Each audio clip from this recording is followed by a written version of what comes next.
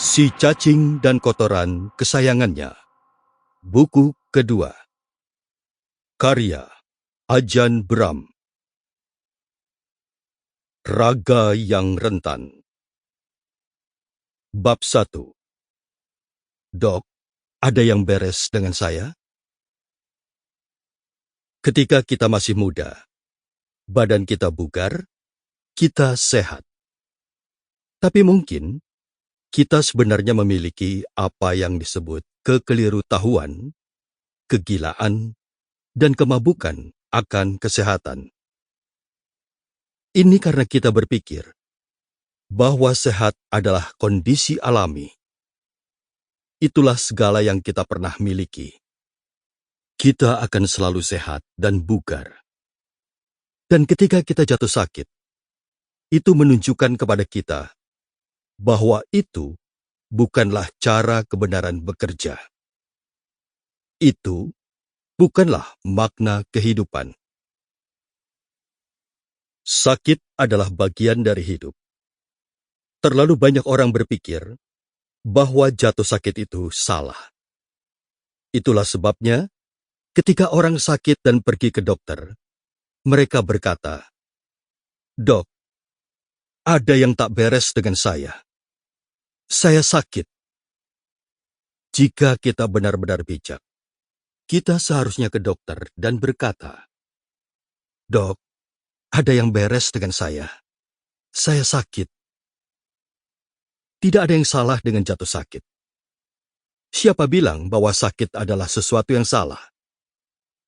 Tapi, ada orang-orang di sini yang lapor pada saya bahwa ketika sakit, mereka mengatakan kepada dokter bahwa ada yang beres dengan mereka.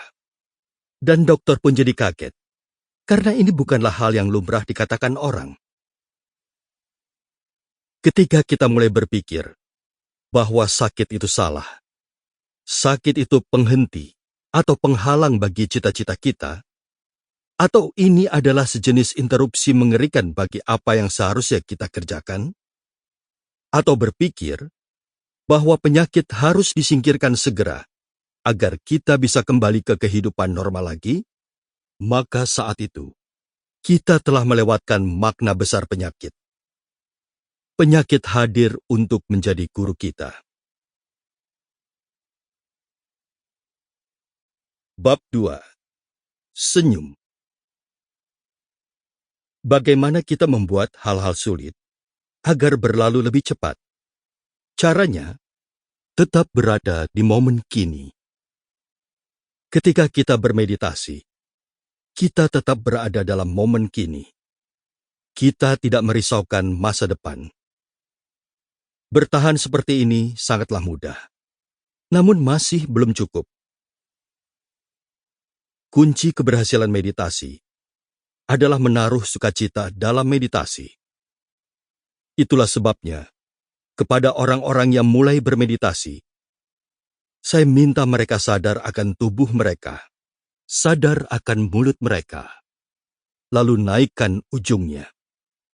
Ya, senyumlah sedikit. Nah, meditasi akan jadi jauh lebih mudah.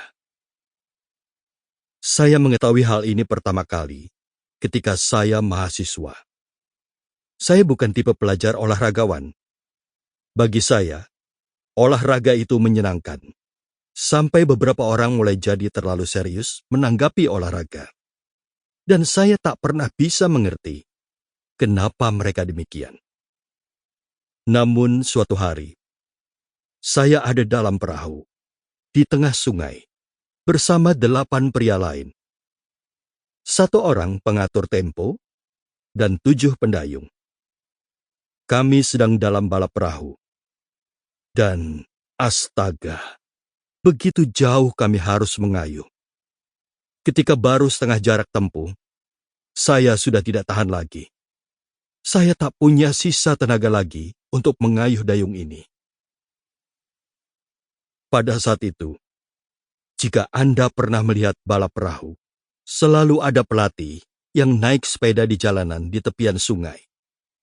Pelatih saya meneriaki, Sample complete. Ready to continue?